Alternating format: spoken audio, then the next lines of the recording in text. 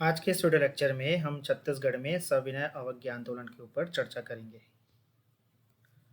इससे पहले वाले वीडियो लेक्चर में हमने देखा था कि किस तरह से असहयोग आंदोलन छत्तीसगढ़ में बहुत प्रभावशील रहा था। जब असहयोग आंदोलन समाप्त हो गया तो उसके बाद स्वराज दल का गठन किया गया। स्वराज दल का प्रभाव छत्तीसगढ़ में कुछ समय तक रहा।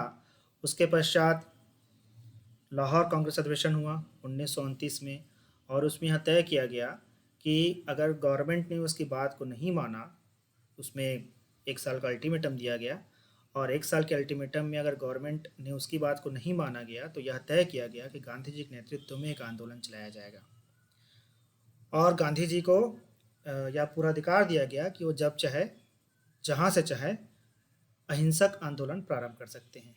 तो उसी के तहत सविनय अवज्ञा आंदोलन प्रारंभ हुआ, जिसका प्रभाव छत्तीसगढ़ में भी पड़ा। और इसका क्या प्रभाव छत्तीसगढ़ में पड़ा, इसी के ऊपर चर्चा आज के इस वीडियो लेक्चर में हम करेंगे। अब देखते हैं। तो हमने सविनय अवज्ञा आंदोलन में वीडियो लेक्चर में पढ़ा था कि 12 मार्च 1930 को साबरमती आश्रम से 78 अनुयायियों के साथ गांधी जी दांडी के लिए प्रस्थान करते हैं। वहाँ पर वह 5 अप्रैल 1930 को पहुँचते हैं और 6 अप्रैल 1930 को दांडी तट के समीप उन्होंने नमक उठाया और नमक उठाकर नमक कानून को भंग किया, और इस तरह से सविनय अवज्ञा आंदोलन प्रारंभ हो जाता है। तो इसमें गांधी जी ने दो चीज़ों को बोला कि जहाँ पर आप नमक बना के कानूनों को उल्लंघन कर सकते हैं, वहाँ नमक बनाकर कानूनों का उल्लंघन कीजिए, क्योंकि उस समय नमक को बनाना और बेचना पूरी तरह से सरकार के हाथ में था। अगर कोई व्यक्ति उसे निजी तरीके से करना चाहता था तो सरकार उसके ऊपर पेनाल्टी लगाती थी या कारावास की सजा देती थी। इसलिए गांधी जी ने नमक कानून के द्वारा सविनय अवज्ञा आंदोलन को प्रारंभ किया। तो गांधी जी ने कहा कि जहां पर आप नमक कानून को भंग कर सकते हैं वहां पर नमक कानून को भंग कीजिए, अगर वो नहीं कर सकते तो आप जंगल सत्याग्रह कीजिए। तो छत्तीसगढ़ में जो सविनय अवज्ञा आंदोलन हुए उसके दो रूप हैं। एक तो नमक कानून का भंग किया गया विभिन्न स्थलों पर, और दूसरा यहाँ पे विभिन्न स्थलों पर जंगल सत्याग्रह का संचालन किया गया विभिन्न राष्ट्रवादी नेताओं के द्वारा। तो उसी के विषय में हम आज यहाँ पे विस्तृत रूप से चर्चा करेंगे। तो हम रायपुर को देखते हैं। रायपुर में क्या हुआ? तो रायपुर में 13 अप्रैल 1930 को महाकौशल राजनीतिक परिषद का सम्मेलन होना था। यह परीक्षा की दृष्टि से अत्यंत महत्वपूर्ण है। रायपुर में 13 अप्रैल 1930 को महाकौशल राजनीतिक परिषद का सम्मेलन होना था, और इसकी अध्यक्षता करनी थी पंडित जवाहरलाल नेहरू को। लेकिन उनको छियकुई इबादतगंज स्टेशन पर क्या कर लिया गया? गिरफ्तार कर लिया गया, जिसकी वजह से इसका उद्घाटन सेठ गोविंद दास ने किया।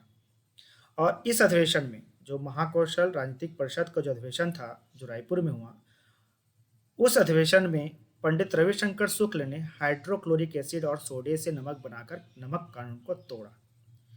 ये जो तथ्य है एग्जामिनेशन पॉइंट ऑफ व्यू से अत्यंत महत्वपूर्ण है। यह प्रश्न कई बार सीजीपीएससी में और सीजी व्यापम में पूछा जा चुका है कि पंडित रविशंकर शुक्ल ने किसका प्रयोग करके नमक बनाया और किस तरह से नमक कानून को तोड़ा।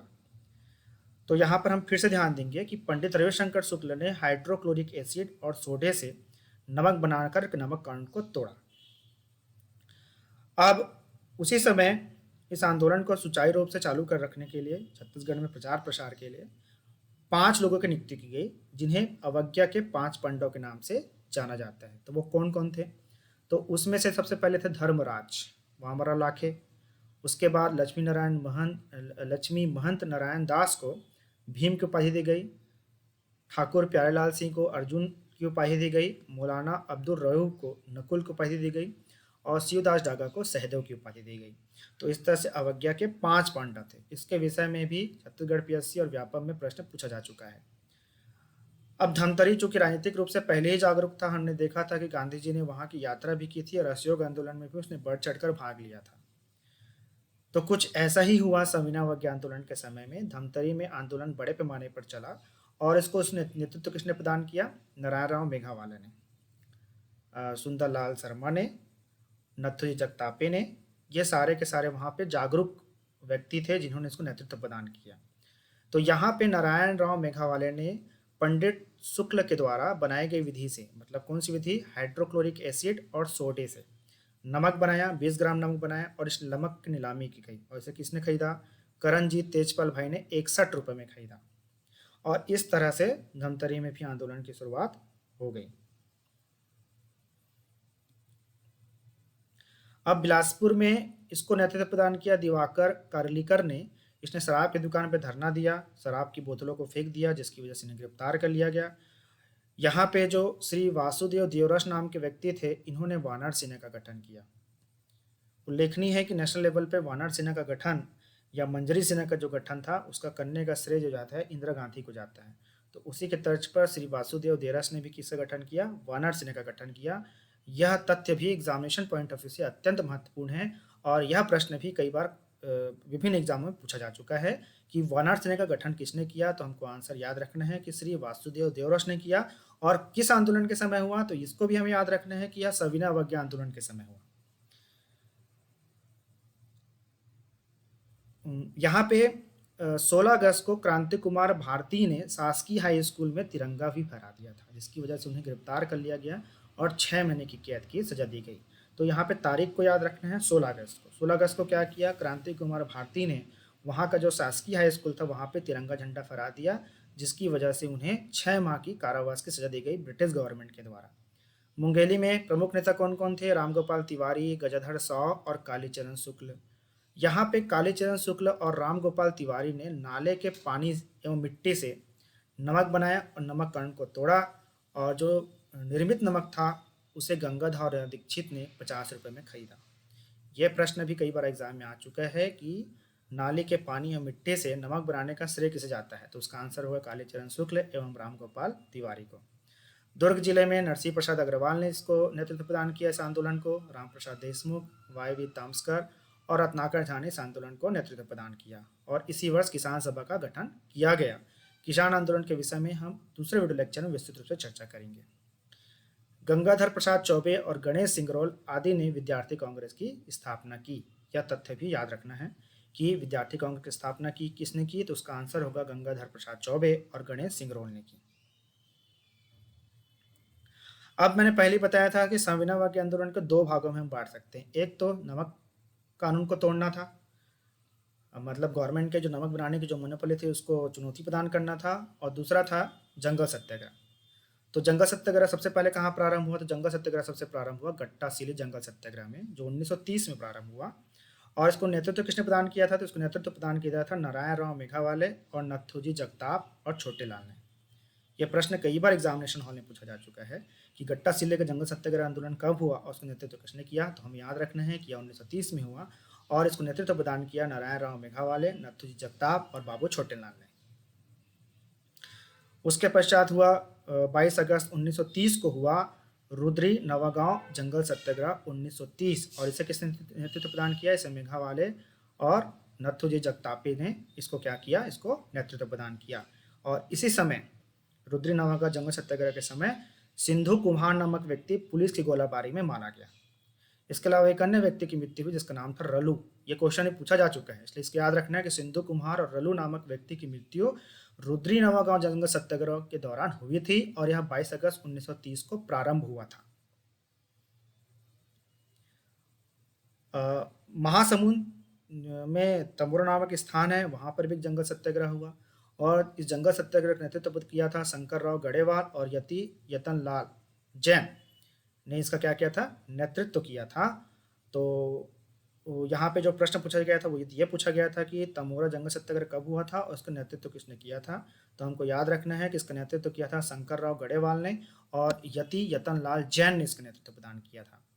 और इसमें सबसे महत्वपूर्ण चीज जो है, जो एग्जामिनेशन पॉइंट ऑफ व्यू से जरूरी है और पूछा जा चुका है, वो है बालिका दयावती का शौर्य। तो बालिका दयावती ने अपना शौर्य कहाँ पे दिखाया था? तो उसने दिखाया था तमोरा जंगल सत्याग्रह में। उसने क्या किया था? उसने जो एसडीएम थे उस समय के एमपी दुबे, उसे चाटा मार दिया था, झापड़ लगा दिया था। तो यह परीक्षा के पॉइंट ऑफ व्यू से भी अत्यंत इंपॉर्टेंट है कि बालिका दयावती जो बहुत कम एज की लड़की थी, उसने उस समय के जो तत्कालीन एसडीएम थे एमपी दुबे, उसे झापड़ लगा दिया था, तमाचा मार दिया था। उसके बाद लभरा ग्राम जंगल सत्याग्रह हुआ 1930 में, जिसका नेतृत्व किया था अरिमर्दन गिरी ने। उसी तरह से मोहमना पौड़ी में जंगल सत्याग्रह हुआ था 1930 में और इसका जो नेतृत्व है वो नरसिंह प्रसाद अग्रवाल ने किया था। पौड़ी ग्राम जंगल सत्याग्रह का नेतृत्व जो है रामाधर दुबे ने किया था और ये जुलाई 1930 में हुआ था। मोहमना पौड़ी का जो जंगल सत्याग्रह है ये 24 जुलाई 1930 को हुआ था। एक्चुअली इसको सीरीज को हमको याद रखते जाना है क्योंकि ये सीरीज को भी पूछा जा चुका है सीजीपीएससी में कि ये आंदोलन कब कब हुआ था, उसे जमाना था हमको एक क्रम में। तो इसलिए हमको याद रखना है कि सितंबर 1930 में जो है लभरा ग्राम जंगल सत्याग्रह हुआ था, 24 जुलाई 1930 को मोहबना पौड़ी जंगल सत्याग्रह हुआ था और 1 जुलाई 1930 को पौड़ी ग्राम जंगल सत्याग्रह हुआ था। तो ये हमको याद रखना है कि सबसे पहले कौन सा हुआ था और सबसे बाद में कौन हुआ था।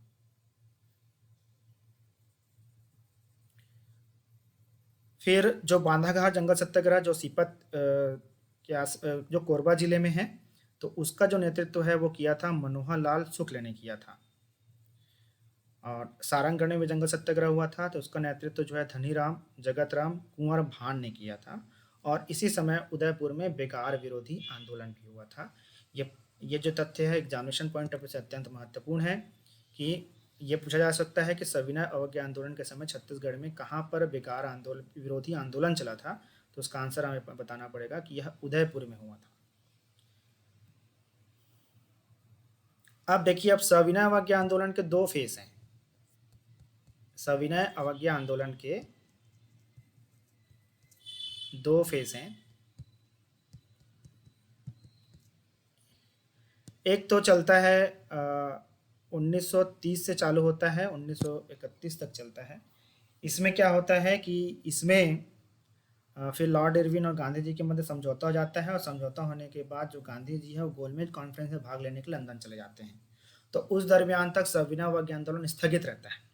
लेकिन जब गोलमेज कॉन्फ्रेंस असफल हो जाता है और गांधी जी जब वापस आ जाते हैं तो उस समय इसका दूसरा फेज प्रारंभ होता है। सविनय अवज्ञा आंदोलन का दूसरा फेज प्रारंभ होता है जिसके विषय में हम दूसरे वीडियो लेक्चर में चर्चा करेंगे। तो आज के वीडियो लेक्चर में इतना ही। अगले वीडियो लेक्चर में हम सविनय अवज्ञा आंदोलन के दूसरे फेज के बारे में चर्चा करेंगे।